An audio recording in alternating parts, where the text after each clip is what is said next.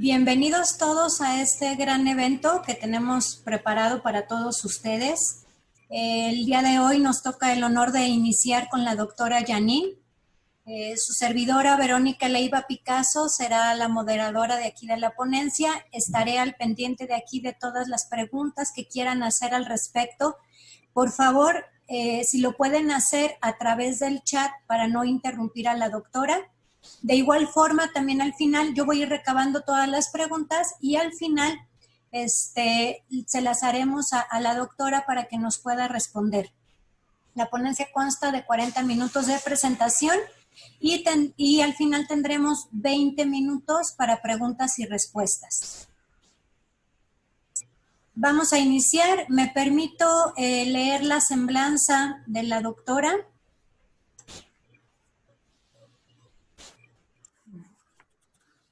La ponencia es titulada Pasivo contingente derivado de la violación al derecho humano de vivienda digna. Es licenciada en Derecho con 4 maestrías en Impuestos, Derecho de la Empresa, Valuación e Investigación, doctorante en Derecho.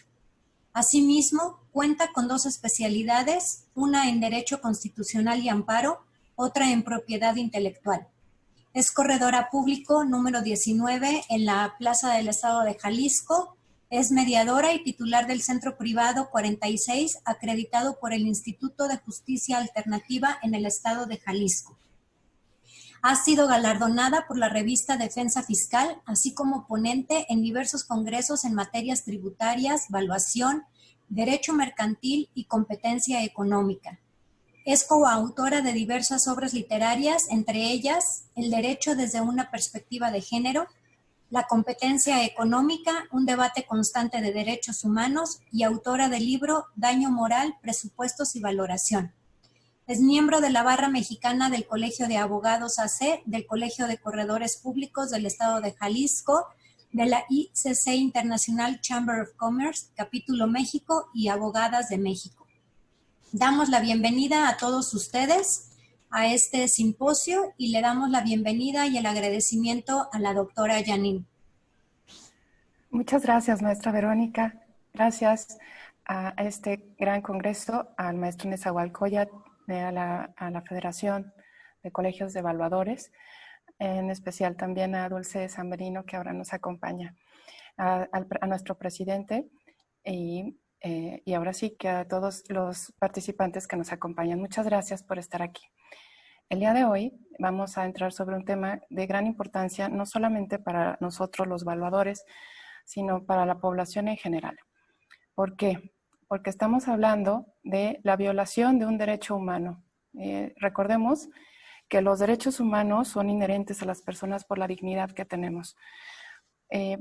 Existe un principio de pro persona reconocido en el artículo 1 constitucional, pero no solamente este principio de pro persona está reconocido en la Constitución mexicana, sino también en los tratados internacionales, convenciones americanas, así como la Organización Nacional de Derechos Organización Nacional de las Naciones Unidas. Y tenemos, por ejemplo, el principio pro persona que obliga al Estado a divulgar, a proteger, prevenir, investigar, sancionar y reparar todas las violaciones de los derechos humanos. Cuando estamos ante este supuesto, trataremos de entender cuál sería el derecho humano a la vivienda digna. El derecho humano a la vivienda digna, ¿de dónde nace y por qué?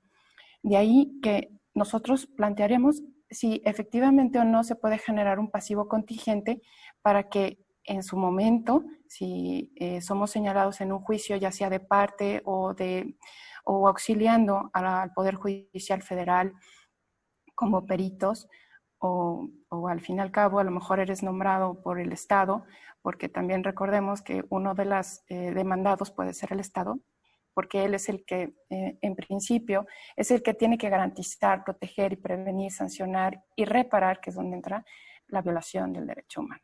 Entonces, ¿por qué no dar la pauta de un inicio para que se pueda resarcir económicamente del daño causado? ¿Dónde nace este derecho humano a la vivienda digna?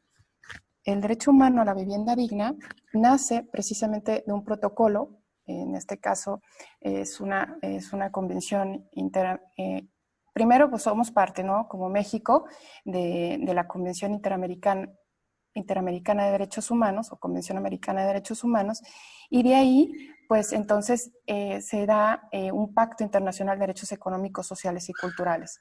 Precisamente en el artículo 11 se regula el derecho a la vivienda digna y nuestro artículo cuarto constitucional es, como lo vamos a ver ahorita, es el que faculta para que como garantía individual pueda ser solicitado por cualquier persona ciudadana mexicana, incluso extranjeros, porque también los extranjeros tienen garantizado por estar en territorio nacional que se les garantice sus derechos humanos, de acuerdo al artículo 1.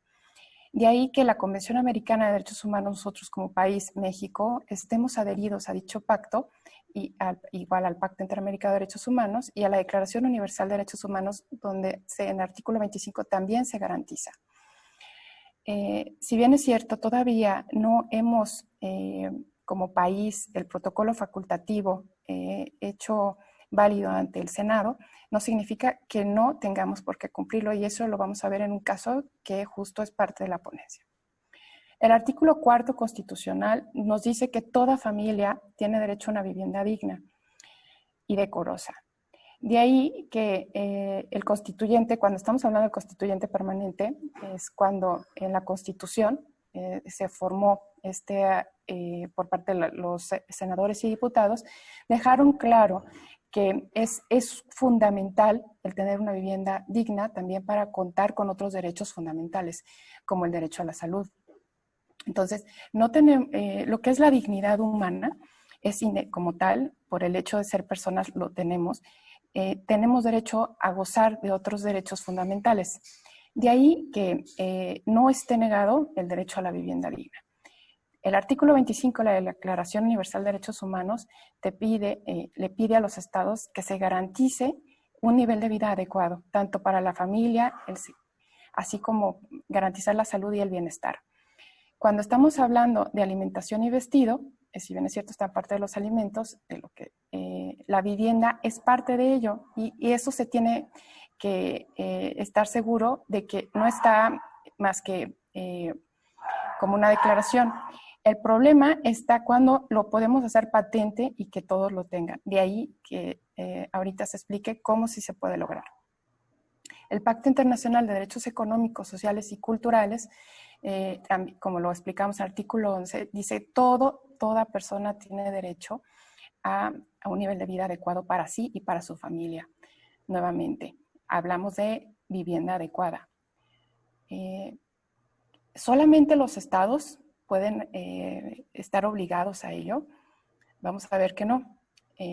No solamente los estados, no solamente el Estado mexicano o todos los países que son parte, sino que ahora en México, de acuerdo a este caso que se dio en el amparo directo en revisión ante la primera sala de Suprema Corte de Justicia 3516/2013, que si bien es cierto el número, si ustedes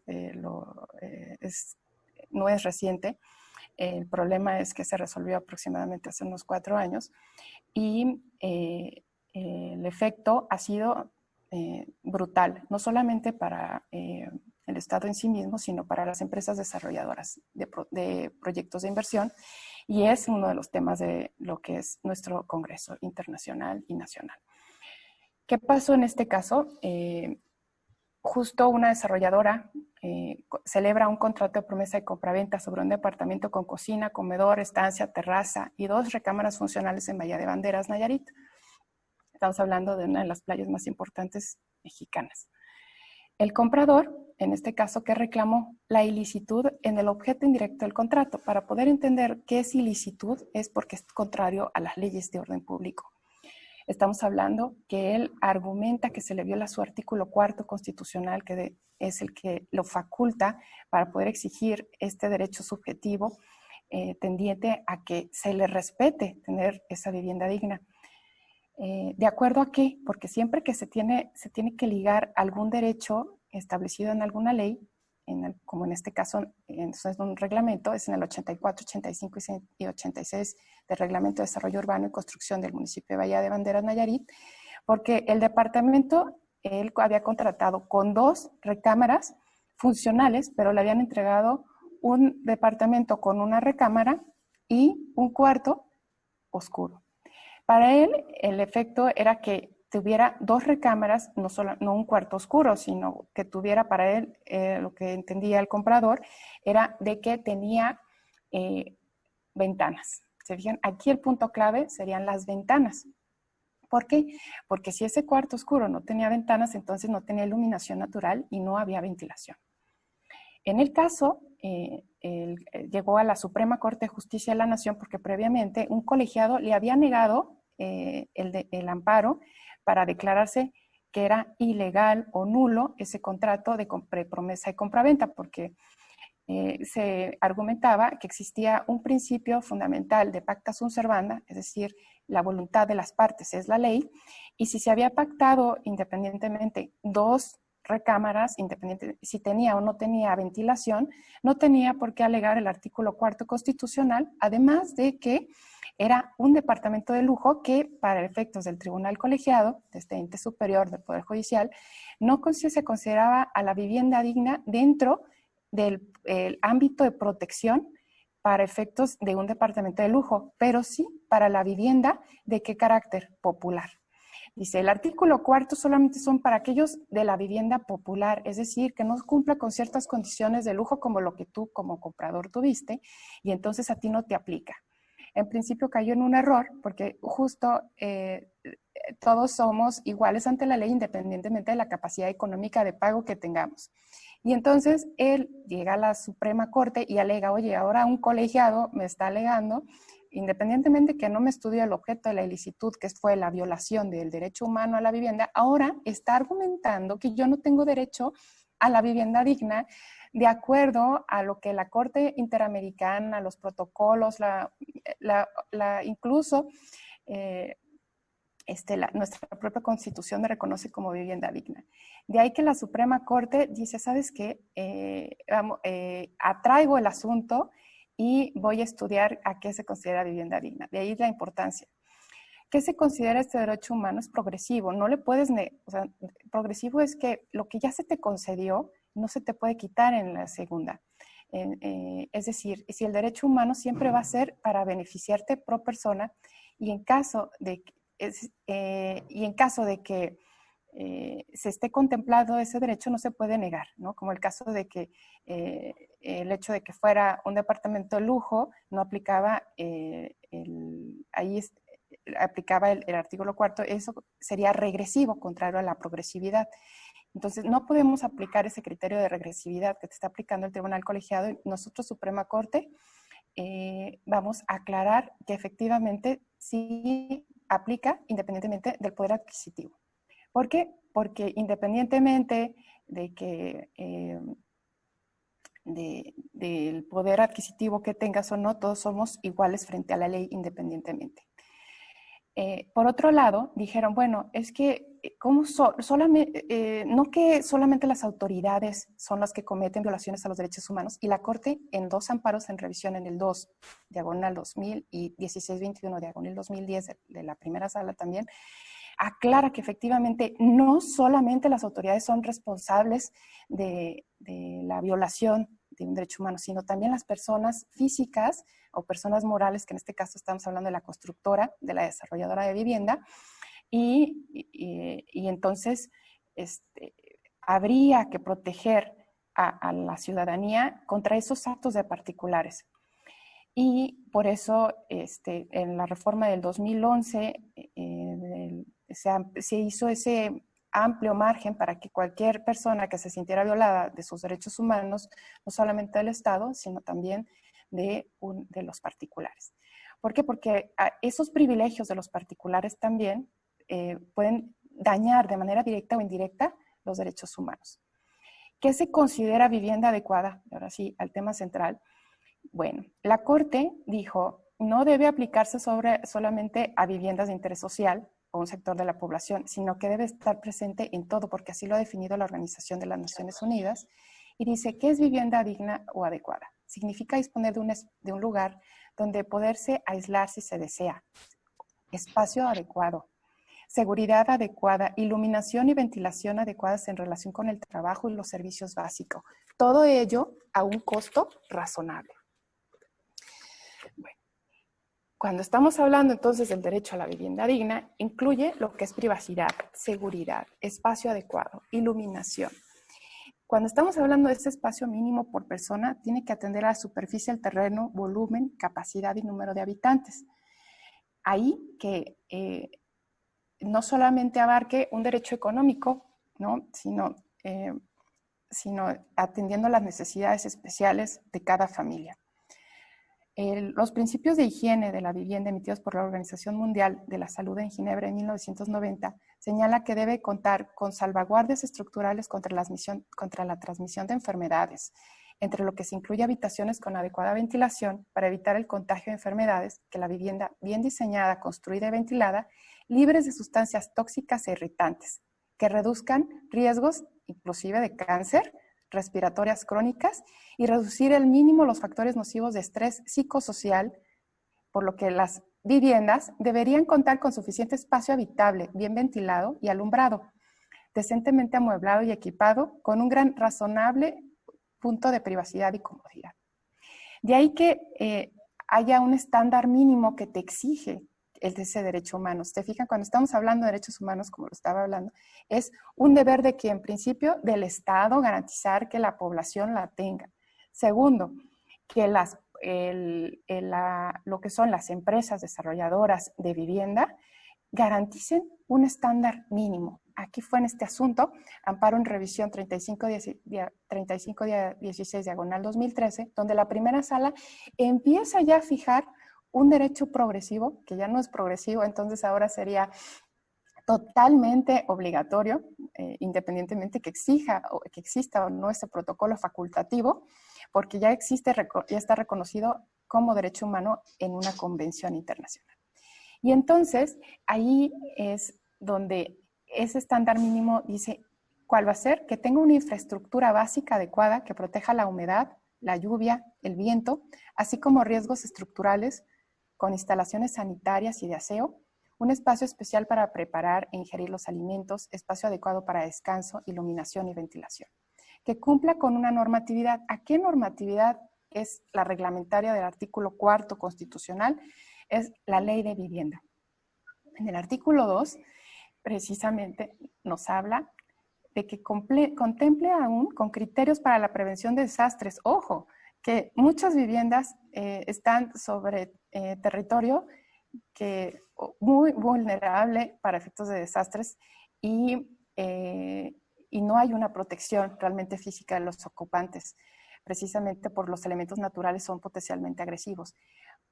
De ahí que si los desarrolladores no cuidan el artículo 2, el estándar mínimo, tenemos un riesgo inminente. ¿Cuál es? Pues que se dé la resolución o nulidad del contrato y obviamente la indemnización por daños y perjuicios. De ahí que si el desarrollador inmobiliario no acredita contar con la autorización de efectuar con algún cumplimiento, o sea, específico de alguna regulación, de una normatividad, y no justifica plenamente las razones por las cuales decidió no incorporar dicho requisito a la vivienda, estamos hablando que puede ser un pasivo contingente derivado de la violación al derecho humano a la vivienda digna.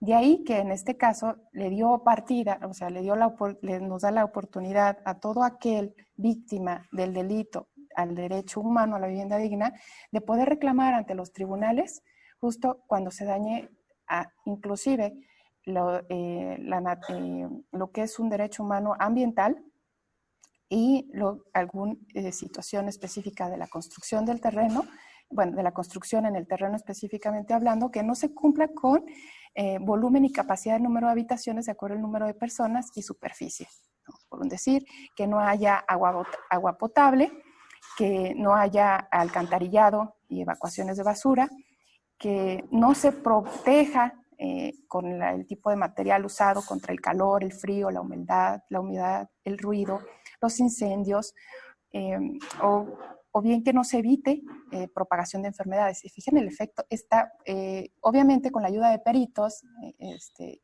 tanto de ingenieros como de arquitectos, vía dictamen previo de que es potencial o bien ya se está dando este daño en la infraestructura que permite que no se que permite las enfermedades, porque el suelo estuvo contaminado, o a lo mejor donde están las casas precisamente se generó un pasivo ambiental, porque ahí, a 10 años anteriores, había una empresa que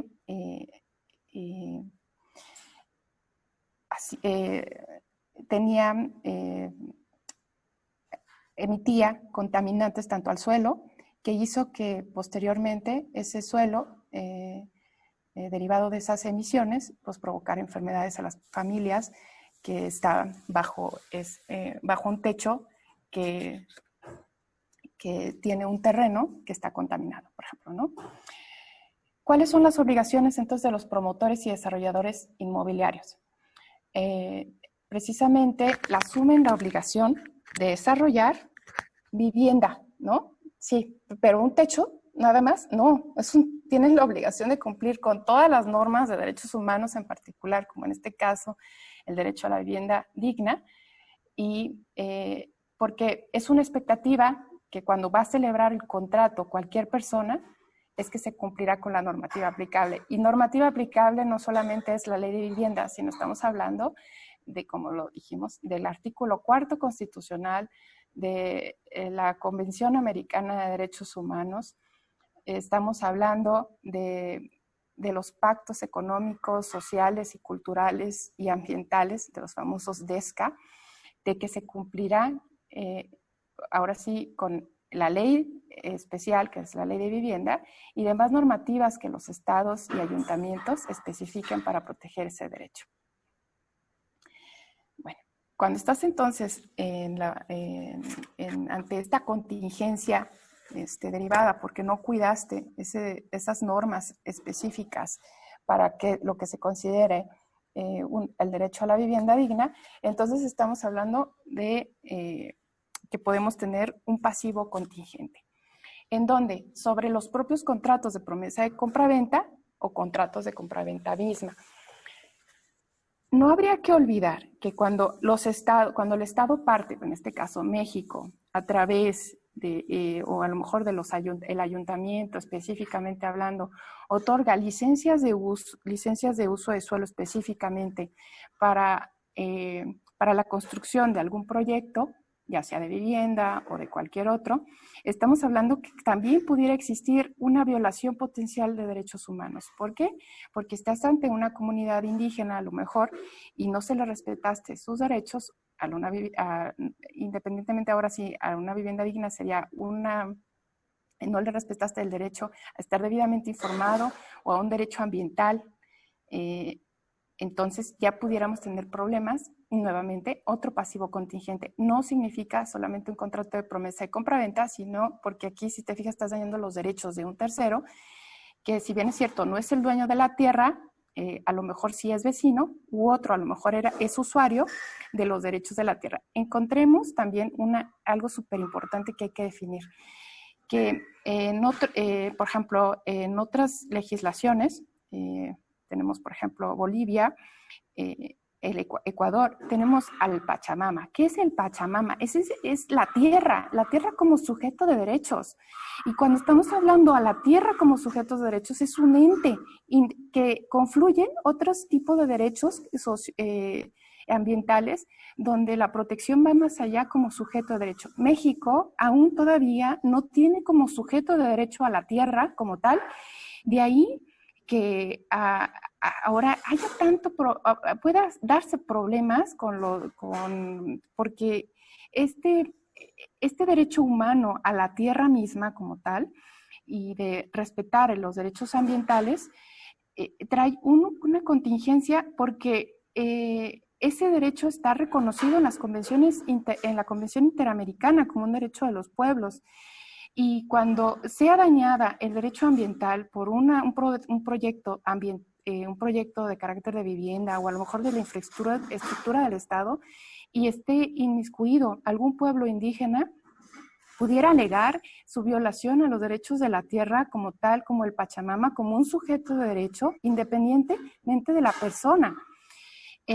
Para ello, habría que atender otros argumentos, pero como tal, la Corte Interamericana, cuando existen violaciones a los derechos humanos, a los DESCA, como los que estamos hablando, como un derecho ambiental, el derecho cultural, un derecho a la vivienda digna, ha marcado pauta para la restitución, indemnización compensatoria, la rehabilitación, satisfacción y garantías de no repetición. Si se fijan, el punto no solamente es una compensación económica donde entramos nosotros los evaluadores como auxiliares para poder emitir un monto económico, sino también entran otro tipo de medidas de reparaciones, como sería la rehabilitación, sería esas garantías de no volver a dañar. Cuando estamos nosotros evaluando, ahora sí, una entidad económica misma que ha sido demandada por una violación de un derecho humano a la vivienda, porque violó algunas disposiciones derivadas del artículo 2 de la Ley de la Vivienda, estamos hablando que nosotros tenemos que reconocer primero como empresa un pasivo contingente y en segundo lugar, si ya somos nosotros contratados para esos efectos, entonces empezar si somos evaluadores y vamos a evaluar una empresa, como tal una unidad económica, y estamos identificando que haya pasivos contingentes, habría que empezar y hacer previo a nuestro avalúo, hacer un cuestionamiento. La primera pregunta, ¿existe una obligación presente como consecuencia de un suceso pasado? Porque estamos hablando que se celebró en el pasado un contrato de promesa de compraventa que tuvo por objeto la construcción de una vivienda. Sí, ¿no? Y luego, ¿es probable la salida de recursos económicos? ¿Qué significa que sea la salida de recursos económicos? Que tengas que pagar daños o perjuicios, más bien daños y perjuicios derivados de ese incumplimiento al objeto ilícito. Cuando estamos hablando de un incumplimiento de un objeto ilícito es porque hubo una violación a la ley. Cuando te dice, sí, ¿el monto puede estimarse confiablemente? Sí. Entonces, por ejemplo, las normas de información financiera, la C9, te marca que existe una contingencia entonces y tendrías que reconocer una provisión. Para efectos de nuestro trabajo como perito evaluador, tenemos que hacer este cuestionario. ¿Por qué? Porque al fin y al cabo, que si estamos evaluando la unidad económica como tal, a la desarrolladora de vivienda, y sabemos que existen demandas tanto, porque ya no lo manifestó nuestro cliente, que es el dueño de la empresa, y a la vez, o a lo mejor no nos comenta, pero sabemos por medios de difusión que se han emitido algunas suspensiones de la obra, entonces estamos hablando de un pasivo contingente. Bueno, el pasivo contingente al que nos estamos haciendo referencia tiene que ver con un suceso pasado. De ahí que esa obligación presente de la entidad probable, identificada y cuantificada en términos monetarios, que representa una disminución futura de beneficios económicos derivada de las operaciones ocurridas en el pasado. Se fijan, si bien es cierto, nosotros cuando vamos a hacer una evaluación de la unidad económica, estamos hablando de que nosotros vamos a identificar su flujo, pero ese flujo derivado de ocurrencias pasadas por una violación de algún derecho, pudiéramos nosotros establecer como una partida especial para valoración y en su momento considerar si sí es tomado en cuenta o no para efectos de la evaluación del contrato o de la unidad económica en su caso. Estos pasivos contingentes, ¿cómo los van a evaluar, ¿no? De acuerdo a las normas de información financiera C9 en México, nosotros pudiéramos utilizar una tasa de descuento de carácter nominal. Y como estamos evaluando lo que son los daños y perjuicios derivados de ese contrato, tendríamos que analizar el valor del dinero en el tiempo. De ahí que cuando estamos hablando de valor del dinero en el tiempo, tuviéramos que utilizar una tasa de descuento que la norma de información financiera nos pide que sea una tasa libre de riesgos. Recordemos que lo que es en cuestiones de daños y perjuicios, para nosotros la Suprema Corte de Justicia de la Nación ya nos dio parámetro para identificar cuál es el valor del dinero. Y el valor del dinero nos dice que los daños se van a calcular de acuerdo a lo que es el INPC, el Índice Nacional de Precios al Consumidor, y para perjuicio del dinero, la TIE, la tasa interbancaria de equilibrio, a un plazo de 28 días.